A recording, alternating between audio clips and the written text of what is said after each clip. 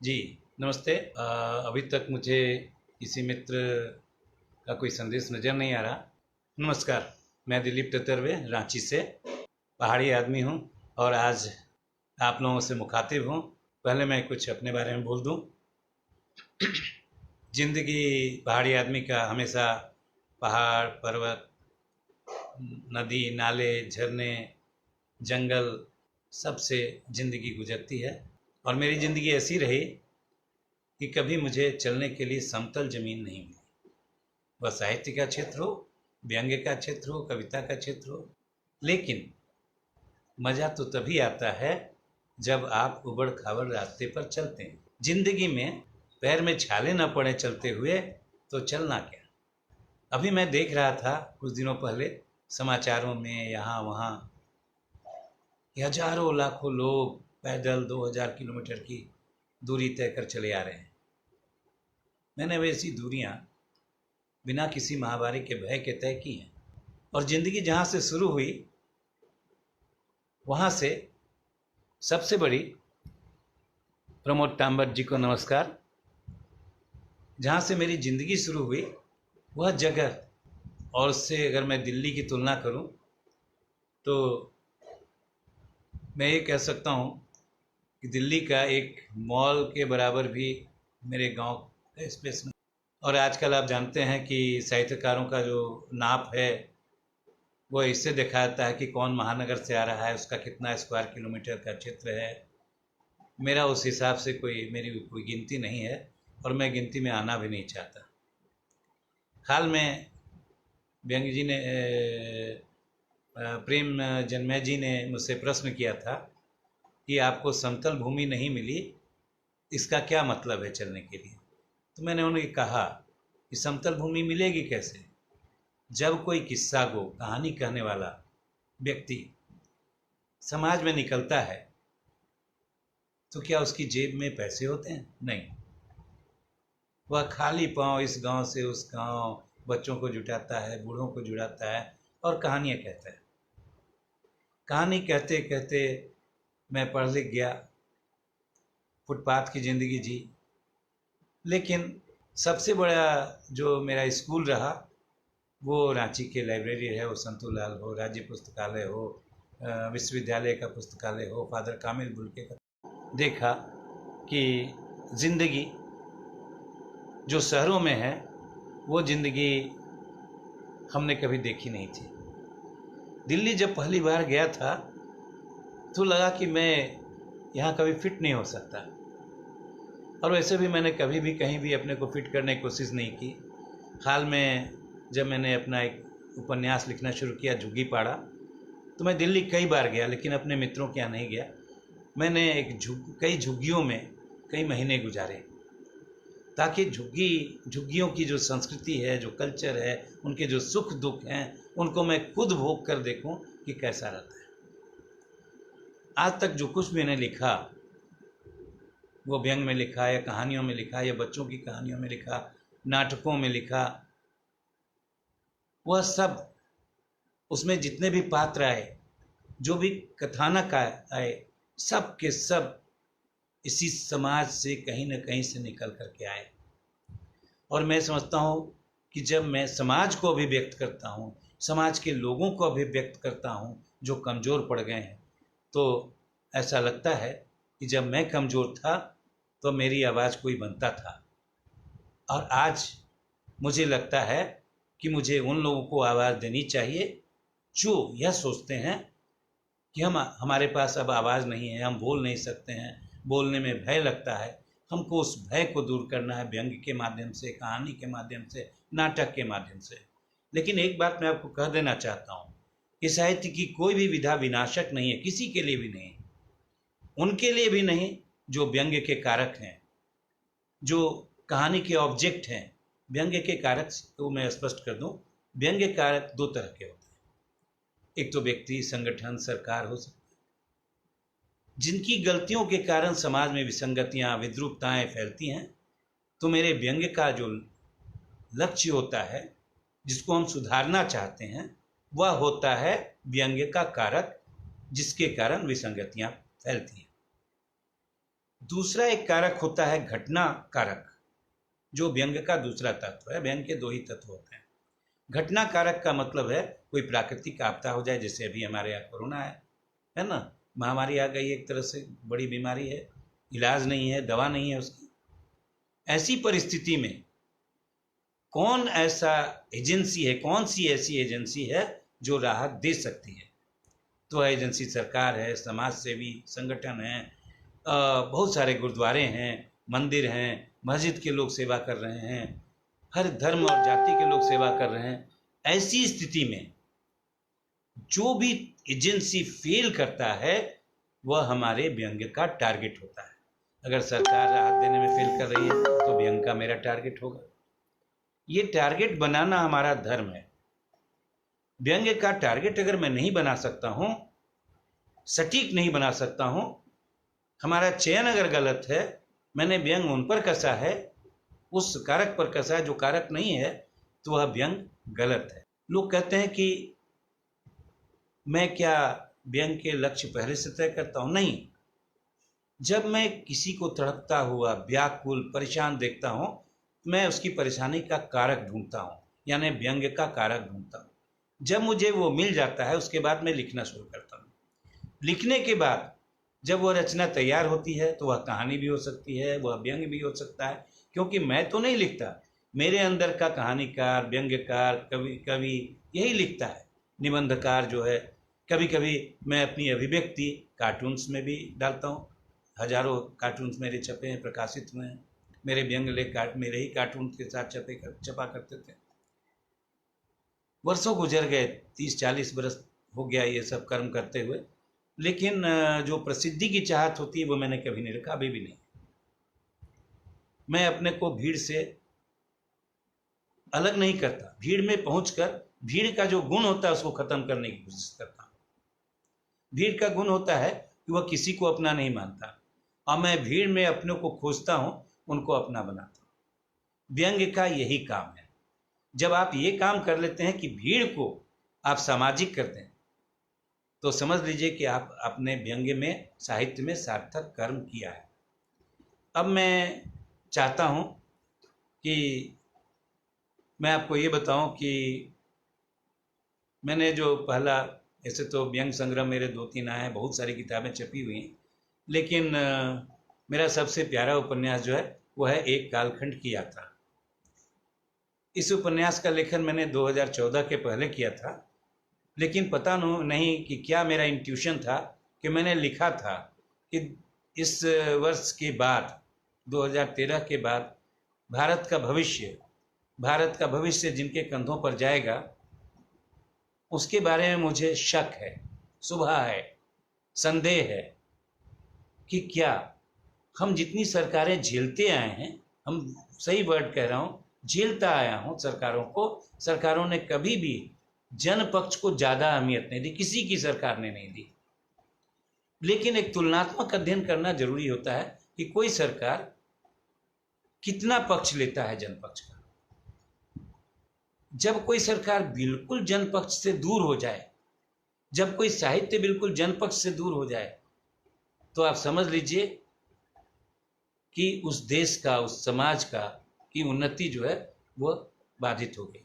मैं इस पर अभी की राजनीति पर टिप्पणी नहीं करना चाहूँगा, क्योंकि हम व्यंग के बारे में आए हैं। तो मैं आपको 1-2 पंक्तियाँ मैं सुना देता हूँ कि व्यंग लिखते हुए आदमी को क्या करना पड़ता है। तो एक तो मैं बता दूं, मेरी शैली किस्सागो की शैली है। मैं जब भी लिखता हूँ सब चीज़ सीरीज में हो जाती है, बहुत सारे किस्से जुड़ जाते हैं और एक उपन्यास बन जाता है। यह जो उपन्यास है जिसके बारे में अभी कहने जा रहा हूँ, जिसे मैं एक व्यंग अभी सुनाऊंगा आपको, यह किस्सा की गो शैली में लिखा गया उपन्यास है। इस उपन्यास में फुटपाथ से लेकर महलों तक की बात की गई है, राजनीति से लेकर साहित्य तक की बात की गई है। इसमें जो राजनीतिक 2 अतिवादी संगठन हमारे यहाँ हैं, 2 या 3 या 4 हैं, उन सब की बात की गई जो अतिवादी हैं।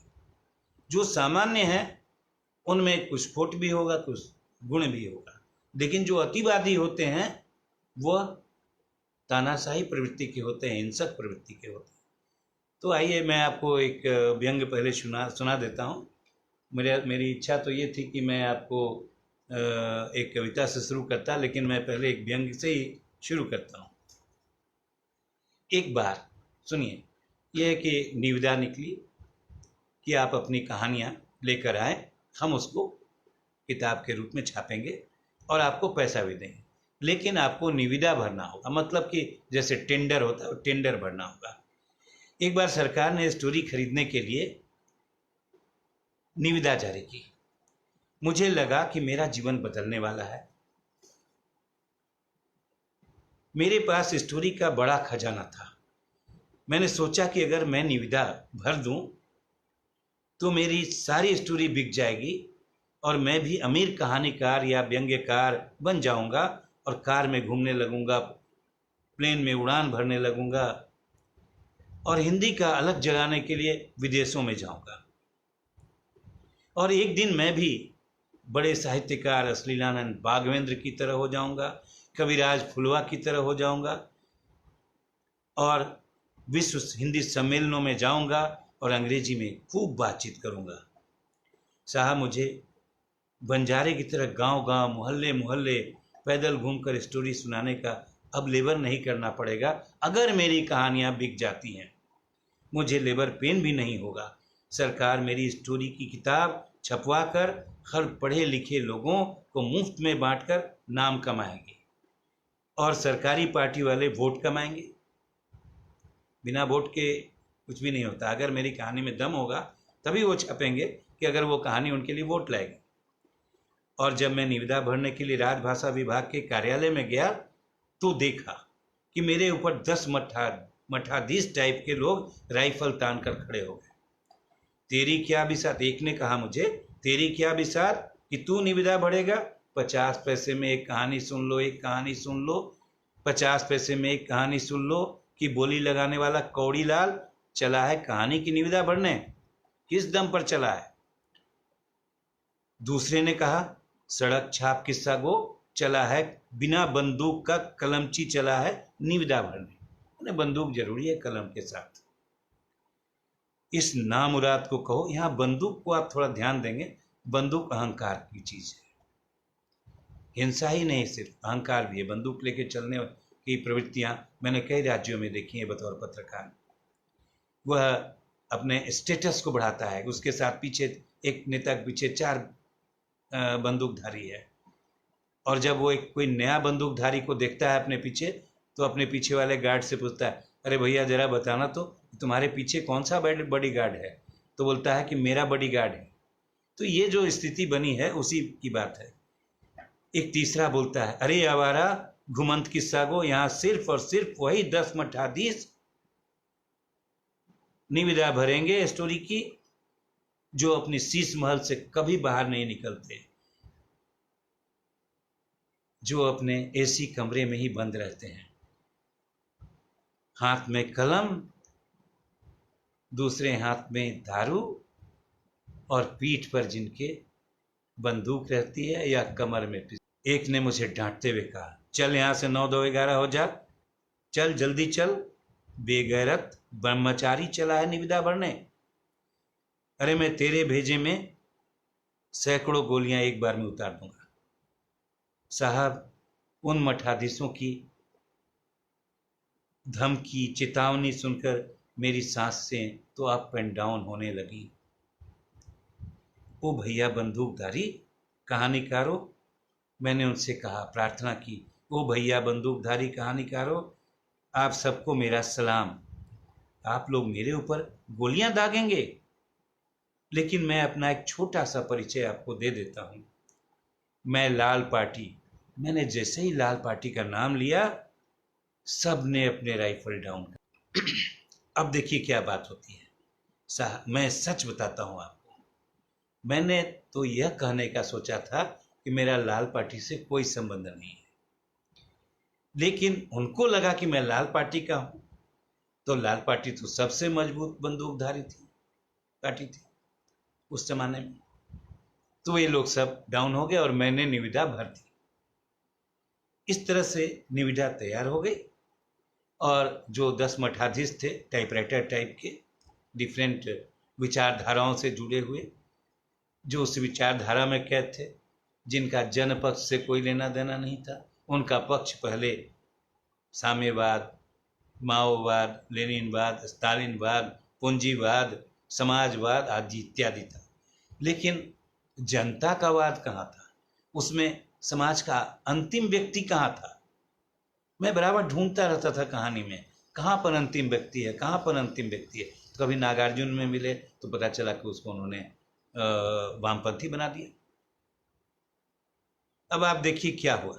जब मैंने निविदा भर दी तो मुझे लगा कि हो सकता है कि मेरी स्टोरी में इतनी ताकत हो और मेरी निविदा सही सही भर दी गई हो तो मेरी कहानियाँ बिक जाएंगी।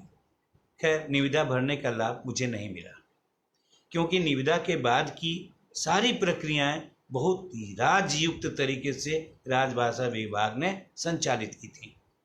जैसे कि रक्षा विभाग किसी सामरिक महत्व का फाइटर प्लेन या तोप खरीदने जा रहा हो।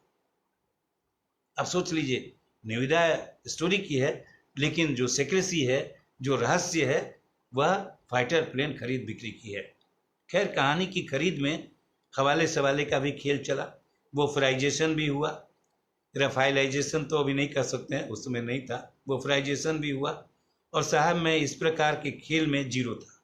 राजभाषा विभाग का राज मैं नहीं समझ सका, और तब से मैं पूर्ववत घुमंत किस्सा गो की तरह घुमंत हूँ, कर्मरत हूँ, आपकी सेवा में हूँ, यायावरी कर रहा हूँ, ओरिजिनल स्टोरी सबको सुना रहा हूँ। रंगे पुते सेक्स की चाशनी चढ़ी, स्टोरी के लिए आपको असलीनानंद बागवेंद्र या फुलवा महोदय की रचनाओं में जाना होगा। घर परिवार में से छुप छुपाकर आपको उनकी स्टोरी पढ़नी होगी।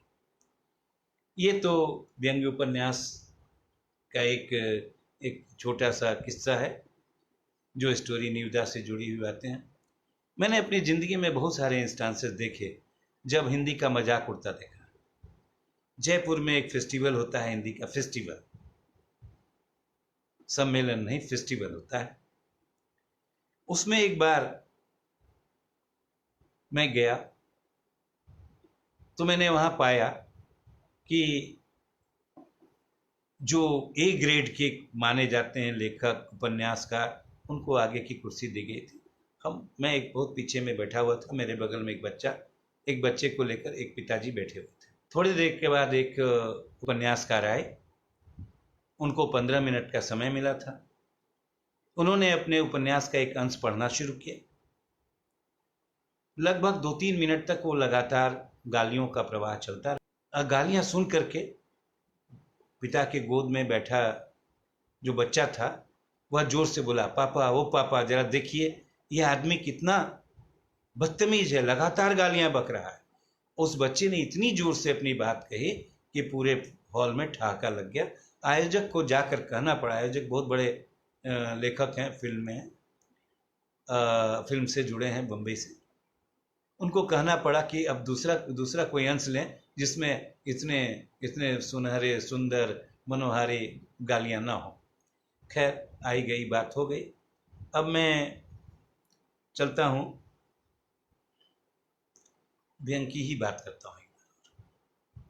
देखिए, आज जो कोई मेरे घर आता है, बहुत सारे लोग ऐसे हैं जो मुझे ये सलाह देते हैं कि व्यंग मत लिखिए, बहुत नेगेटिव है, आपका एटीट्यूड हो जाता है, आपकी पर्सनैलिटी नेगेटिव हो गई है। लेकिन मुझे नहीं लगता कि मैं नेगेटिव हूँ और मेरी लेखनी में कोई नेगेटिव है। तो मैंने हाल में सोचा कि चलिए एक पॉजिटिव व्यंग लिख दिया जाए, जिसमें कुछ भी नकारात्मक नहीं हो, सब कुछ सकारात्मक ही हो। तो खैर सुनिए, पॉजिटिव व्यंग मतलब सकारात्मक व्यंग। भैया, अब आपसे क्या छिपाना, मुझे जब भी झूठ बोलना होता है मैं शुरू करता हूँ, मैं सच कह रहा हूँ, उसके बाद मैं झूठ दर झूठ बोलता चला जाता हूँ। सब लोग मुझ पर पक्का विश्वास कर लेते हैं। लेकिन इस बार जो मैं आपको बात कहने जा रहा हूँ, व्यंग के जरिए 100% सच है, और ये मेरे अंदर का सत्यव्रत बोल रहा है, जो मेरा यहाँ पर झारखंड में प्रचलित नाम भी है। मेरे कई नाम प्रचलित हैं झारखंड में, नीलमणि, सत्यव्रत। व्यंग में भी बहुत सारे लोग सत्यव्रत बोलते हैं। अब बाकी बाकी के संपादक थे, भारद्वाज जी रहे नहीं, वो हमको सत्यव्रत ही पुकारा करते थे जब वे पटना में रहा करते थे। किंतु आज जो आपसे कहने जा रहा हूं वह सचमुच ही सच है। मुझे लोग सत्यव्रत के नाम से ही बढ़िया जानते हैं। आज मैं झूठ से मुक्त होकर आपसे बस पॉजिटिव बातें करूंगा और वह मेरी बातों में दिखेगा। I promise you all my friends, I promise. Hindi में, हाँ भैया सच कहता हूँ, हमारे भारत में सब कुछ पॉजिटिव है। अरे हींग बहेरा सब कुछ पॉजिटिव है। देखिए, पेट्रोल और डीजल तो अनवरत पॉजिटिव है। डीजल का पॉजिटिवनेस उसे बहुत ही सम्मानित तरल पदार्थ बना दिया है। कमाल है कि दुनिया भर में दोनों आइटम की जो रेट है बहुत डाउन चल रही है, लेकिन हमें गर्व है भारतवासी होने पर कि हमने दुनिया में उन दोनों का डंका, उन दोनों की रेट गिरने नहीं दी है, कम से कम अपने देश में गिरने नहीं दी है। आज पेट्रोल और डीजल बराबर हो गए। हमारा देश समता मुल्क है, सबका विकास होता है। पेट्रोल की रेट का विकास हुआ तो डीजल की रेट का विकास क्यों नहीं होगा? दोनों विकास के स्तर पर बराबर क्यों नहीं होंगे? बराबर हो गए। बराबरी का जमाना है, आप इसे याद रखिए। जब टोटल दुनिया में सब कुछ आराम में है, तब देवी मधुशाला अहम देशम सेवा में। मैंने देखा सिस्टम मधु प्रेमियों का उत्साह मधुशाला पाठ कर बढ़ा रहा है। बच्चन जी की क्षमा याचना के साथ मैं कह रहा हूं कि हमारा सिस्टम बहुत पॉजिटिव है और जो मधु प्रेमी हैं उनका उत्साह मधुशाला पढ़कर बढ़ा रहा है। एक पंक्ति है जो बार बार सिस्टम दोहराता है, एक दूसरे की हम दोनों आज परस्पर मधुशाला, एक दूसरे की हम दोनों आज परस्पर मधुशाला। अब आप देखिए कमाल क्या है कि शराब ना पिया जाए तो जीडीपी घट जाएगी, जीडीपी घटेगी तो देश घटेगा, और ये होना नहीं चाहिए। इसलिए पॉजिटिव रखने के लिए देखिए, जो शराब सेवन करते हैं ना बड़े पॉजिटिव होते हैं, जैसे ही पीते हैं राजा बन जाते हैं, कोई रंक नहीं रह जाता, सारे के सारे राजा बन जाते हैं। बड़ी खुशी की बात है कि पीने वाले मौजूद हैं और कोरोना से भी भय नहीं खाते, कतारों में लग जाते हैं, घंटों तपस्यारत होकर रम में रमने के लिए रम और विस्की ढोकर घर ले जाते। अरे यहाँ जो कोरोना पॉजिटिव हो जाता है, अब आप कोरोना पॉजिटिव भी है, हमारे यहाँ जो व्यक्ति हैं बड़े सम्माननीय हैं। अरे यहाँ जो कोरोना पॉजिटिव हो जाता है वह अखिल भारतीय स्तर पर लिस्टेड हो जाता है, विशेष स्वास्थ्यालय और कोविड आश्रय में पॉजिटिवली प्रतिष्ठित हो जाता है। आज प्रतिष्ठित होना कहीं भी आसान काम नहीं है, लेकिन जो प्रतिष्ठित होता है वही जानता है कि कोरोना आश्रयनी में प्रतिष्ठित होने का लाभ और उसकी परेशानियां क्या हैं।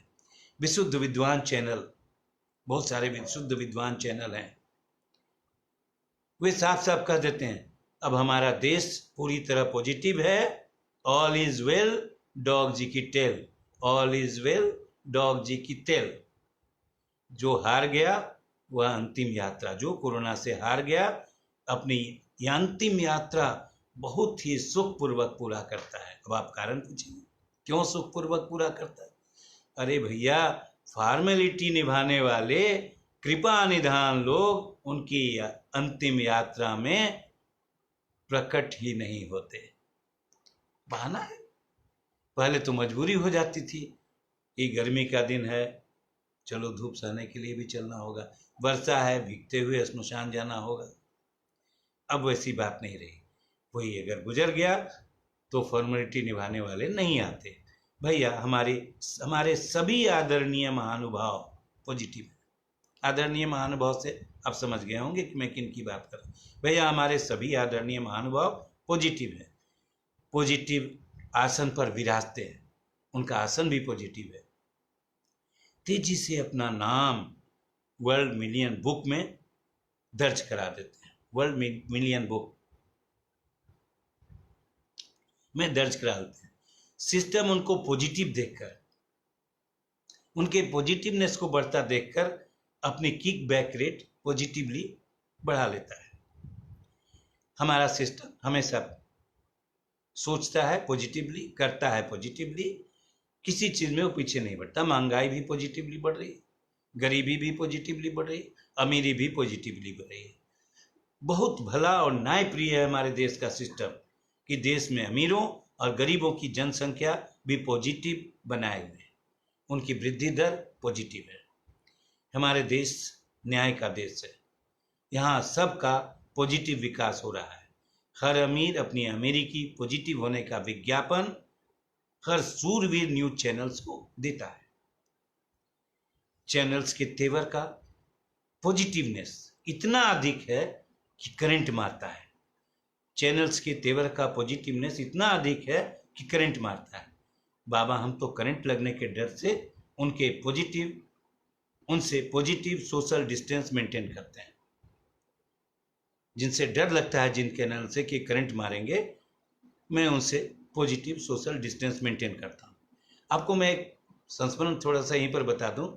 जब शुरू भारत में रेडियो आया था और पहली बार जब मेरे पिताजी ने रेडियो खरीदी थी, तो वो बताते थे कि रेडियो सुनने का जो व्यवस्था थी, लोग 40-50 फुट दूर से सुनते थे, कभी रेडियो के सामने नहीं जानते थे, क्योंकि उनको भय लगता था कि कोई रे निकलता है रेडियो से जो आदमी को मार दे सकता है।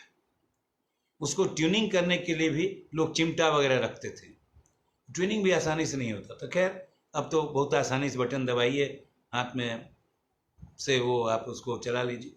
चैनल्स के तेवर का पॉजिटिवनेस इतना अधिक है कि करंट मारता है दर्शकों, श्रोताओं को। बाबा हम तो करंट लगने के डर से उनसे पॉजिटिव सोशल डिस्टेंस मेंटेन करते हैं।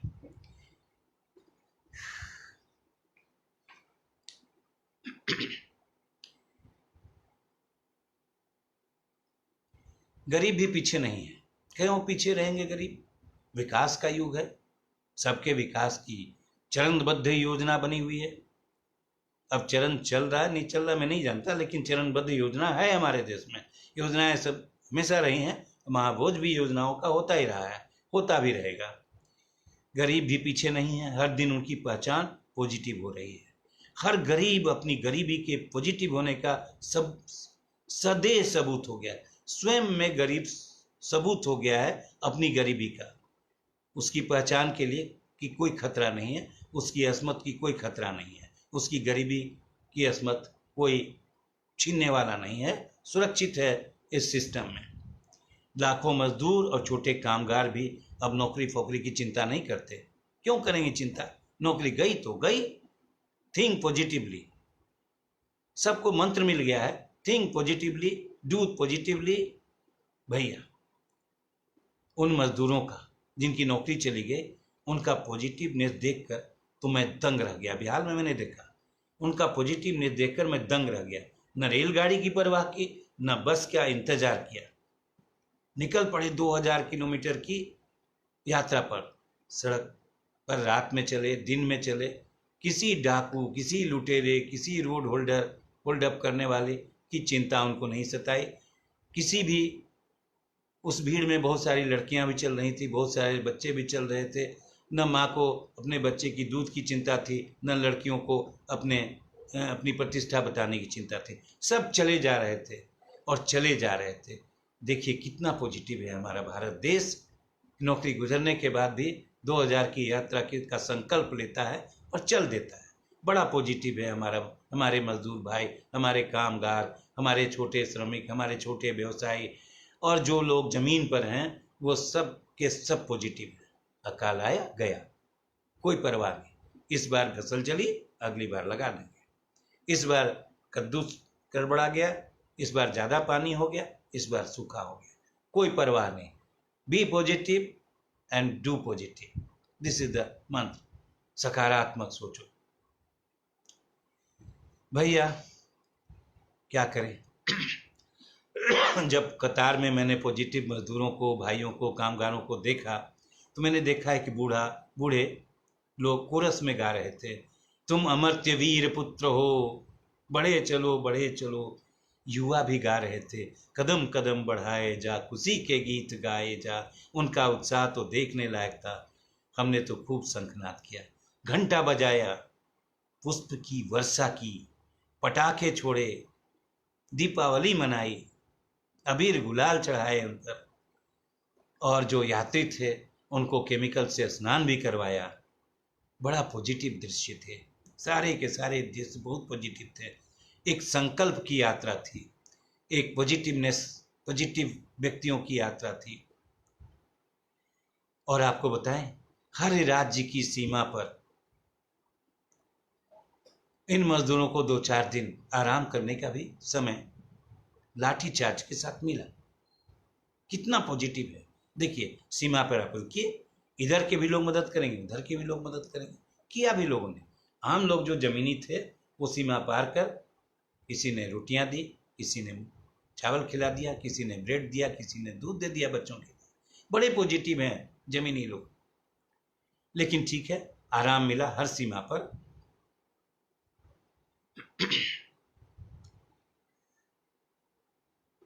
गांधी जी की बात भी कर रहे हैं।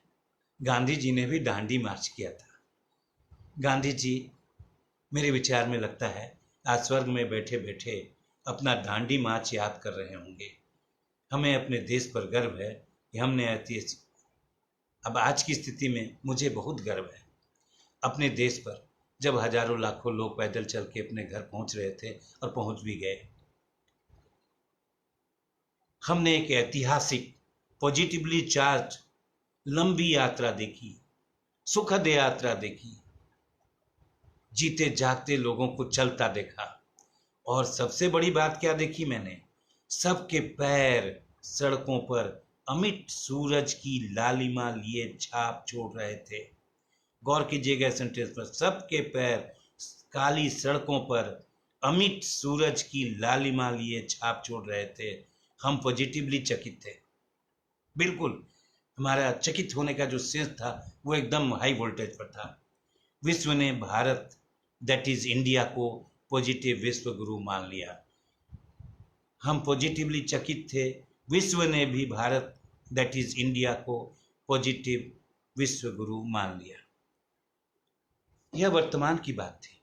वर्तमान में जो हमने भयावह दृश्य देखे, भगवान न करे मेरे आने वाली पीढ़ी को यह सब देखना पड़े। इसीलिए मैं चाहता हूं कि व्यंग लिखने वाली जो नई पीढ़ी आ रही है, नई पीढ़ी जो आ रही है, वह ऐसा व्यंग लिखे, ऐसा साहित्य लिखे जिससे समाज उसी तरह जुड़ जाए जिस तरह प्रेमचंद के काल में समाज साहित्य से जुड़ा हुआ था, समाज राजनीति से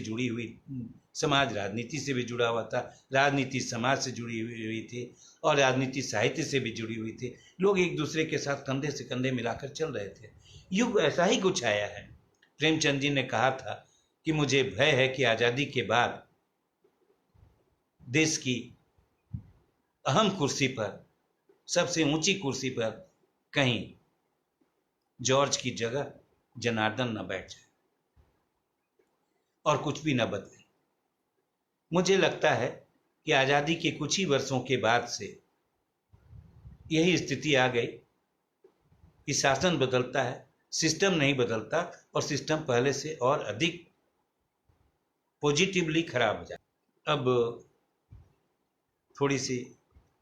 थोड़ा सा डाइवर्सन लेता हूँ व्यंग से, थोड़ा सा विपथन करता हूँ। किसी का सुपर का वो सिंबल आ रहा है, उनको मेरा धन्यवाद। सबसे पहले तो बात यह है कि कवि होता कौन है, कवि का काम क्या है आज के युग के लिए। मैं श्रृंगार रस वाले कवियों की बात नहीं करूँगा, मैं तथाकथित राष्ट्रवादी कवियों की बात नहीं करूँगा, मैं तथाकथित आज के देशभक्तों की बात नहीं करूँगा। मैं बात करूँगा तो उस अंतिम आदमी की बात करूँगा जिस अंतिम आदमी के साथ मैंने जीवन गुजारा है और अभी भी गुजार रहा हूँ। मैं खुद अंतिम आदमी हूँ, मेरा कोई बैंक बैलेंस नहीं है। मैंने जीवन में कभी भी किसी से कोई सहारा नहीं मांगा। मेरा अगर कोई सहारा है तो मेरी कलम है, मेरी आत्मा है, मेरे दोस्त हैं, मेरे चाहने वाले लोग हैं, मेरे भाई बंधु हैं। तो कवि के बारे में एक बता दूं। मैं 10 मिनट में अपनी बात, चूँकि 10-15 मिनट हो गया था, मैं 10-15 मिनट में अपनी बात ख़त्म करूँगा। कवि क्या है, मेरी एक छोटी सी कविता है, कवि क्या है उस पर। कवि मथता है खारा समंदर और लिखता है नदिया ताल तलैया। कवि मथता है खारा समंदर और लिखता है नदिया ताल तलैया। उसका लिखा पहाड़ पार करता है, उसका लिखा पहाड़ पार करता है, जंगल पार करता है, और उसके गीत को गाती है एक अल्हड़ वन वाला। उसके गीत को गाती है एक अल्हड़ वन वाला, और उसे संगीत देता है झरना। वह गीत सदियों तक लांघता है, वह गीत सदियों तक लांघता है, अनेक पहाड़, अनेक जंगल, और गूंजता है आदमी के मानस नभ। सदियों तक गूंजता है जंगल, सदियों तक मसवारी खनकती है, और आदमी के मन का सांप विषमुक्त हो जाता है। कवि का मन नारद होता है, घूमता है त्रिलोक, और कंस के हाथ में दे देता है कमल का एक फूल, और कहता है गिनो कौन सा है महाराज आठवां। कौन सा कमल का पत्ता आठवां है महाराज, गिनो। वही पत्ता कृष्ण भौरा है, चूस जाएगा तुम्हारे जो प्राण कंस, वही कृष्ण है जो आठवां पत्ता है। और जन्म लेता है कृष्ण बार बार कविताओं में। कभी सूरज होता है, और उसकी रश्मि कविता होती है, मुक्त रश्मि, उन्मुक्त रश्मि, जो छेदती है पगलाए बादलों को। काले काले जो बादल छाते रहते हैं हमारे जमीनी लोगों पर, उनको छेदती है और बताती है अपनी ताकत, और कहती है शब्द ही ब्रह्म है, अविनाशी है। सुन लो, शब्द ही ब्रह्म है, अविनाशी है, कविता में है, और अपने जेहन में भी रख लो, उससे मत टकराना। कविता एक बड़ा हथियार है। ये तो कवि की बात हो गई, कविता की बात हो गई। अब जीवन की भी कुछ बात कर लीजिए। कविता में ही दूसरी कविता सुनाता हूँ। मेरा मन था एक कहानी सुनाने का, लेकिन मैं समझता हूँ कि समय नहीं बचेगा। मैंने कहानी निकाल के रखी थी। कहानी थी मृत्यु रेखा के नीचे, जो आज से लगभग 30 वर्ष पहले हिंदुस्तान दिल्ली के रविवासरीय में छपी थी। मृत्यु रेखा के नीचे ये कहानी शायद नरसिम्हा राव उस समय प्रधानमंत्री थे, और उनका आगमन हुआ था पलामू में, और उनके स्वागत में वहाँ के प्रखंड विकास पदाधिकारी ने, वहाँ अकाल पड़ा हुआ था, और प्रखंड विकास पदाधिकारी ने हरी हरी सब्जियाँ का प्रदर्शनी लगवा दिया था, जिसमें सब्जियाँ में कुछ मद्रास से प्याज आए थे, अंडे आए थे हरियाणा से, यहाँ वहाँ से सामग्री लाके कर दिया था। जो सूखे कुएं थे उसमें टैंकर से पानी डाल दिया था, और कुएं बोल रहे थे। उस परिदृश्य को मैंने उस कहानी में रखा था, और उसका जो वाचक था है कहानी का मृत्यु रेखा के नीचे, वह एक अकलू मुंडा का कुत्ता है, जो कभी शेर होता था, और अकाल में के कारण बेचारा का मालिक गरीब हो गया, मजदूर बन गया, और बाहर निकल गया नौकरी करने, मजदूरी करने के लिए, और अकलू का जो कुत्ता था वो बेचारा ढांचे में रह गया। खैर, अब मैं आपको एक छोटी सी कविता बनाकर मैं थोड़ी सी बात करूँगा, और उसको समाप्त करूँगा। ए नफीस ने मुझे कहा बहुत सुंदर है सर, आपको धन्यवाद। और ये कविता है, इस पर प्रताप सहगल जी ने मुझे दाद दी। हाल में ही मैंने ये कविता लिखी है। एक बार मैंने, इसको लोगों ने व्यंग्य कविता माना भी है, मैं लगता है कि इसमें व्यंग्य निकला है, व्यंग्य उपस्थित है।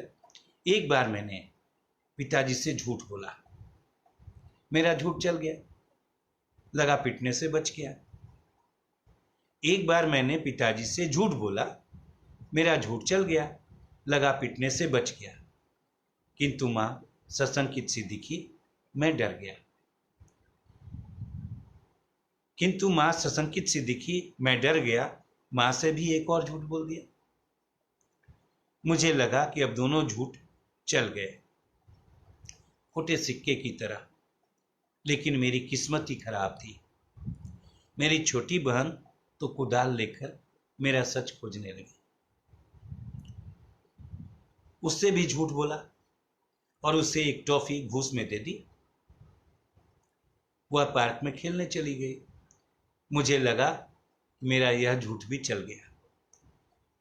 लेकिन बड़े भाई ने देख लिया कि मैंने छोटी बहन को टॉफी दी है। उसे दाल में कुछ काला लगा। उसने मुझसे पूछताछ शुरू कर दी, बिल्कुल दारोगा जी की तरह। तुमने उसे टॉफी क्यों दी? बस मन किया दे दी। अब मैं बड़ा हो गया हूं, समझदार भी, कहां से